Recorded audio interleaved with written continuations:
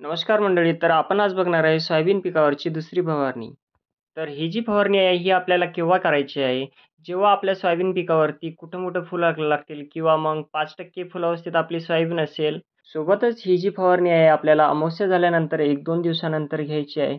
कारण की अमावस्येच्या रात्री चक्रमुंगा, खोडकिडा हे जे कीटक आहेत हे झाडावरती अंडे देतात व या फवारणीमध्ये मग आपण अंडे, लार्वा, प्युपा, वयस्क या सर्व जीवनचक्राचा आपण नायनाट करू शकतो.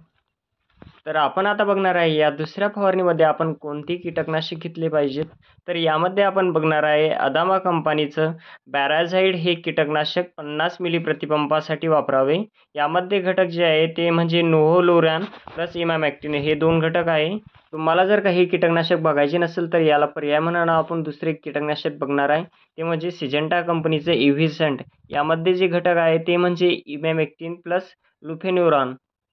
चला तर मग या फवारणीमध्ये आपण आता बघणार आहे बुरशीनाशक. बुरशीनाशकमध्ये बघणार आहे सुमिटोमो कंपनीचे हारू या नावाने असलेले बुरशीनाशक, ज्यामध्ये घटक आहे टुबिकोनझोल प्लस सल्फर.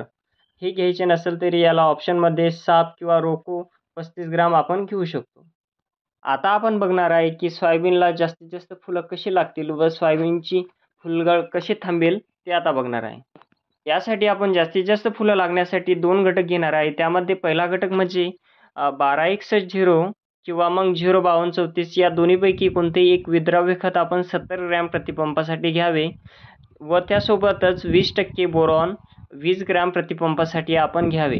पण या फवारणीमध्ये सोयाबीनची वाढ चांगली असूनही सुद्धा काही शेतकरी त्या फवारणीमध्ये टॉनिक घेतात, जसे की टाटा बहार घेतात, इसाबियन घेतात. पण अशा महागड्या टॉनिकपेक्षा आपण जे की म्हणजे विद्राव्य खत आणि बोरॉन, माझ्या वैयक्तिक मते तर यांचा रिझल्ट हा चांगला आहे. पण तरीसुद्धा आपल्याला या फवारणीमध्ये टॉनिक घ्यायचे असेल, आपल्या सोयाबीनची वाढ कमी असेल किंवा मग अजून सोयाबीनला फुलं लागलेली नसेल तर यामध्ये आपण टाटा बहार हे टॉनिक घेऊ शकतो. या फवारणीमध्ये आपल्याला स्टिकर किंवा स्प्रेडर घ्यायचे आहे, जे की आपले औषध पानावरती लवकरात लवकर पसरण्याचा प्रयत्न करेल. अशा प्रकारच्या शेतीविषयक माहितीसाठी आपल्या चॅनलला सबस्क्राईब करा आणि जास्तीत जास्त शेतकऱ्यांपर्यंत या माहितीला पोहोचवा. धन्यवाद.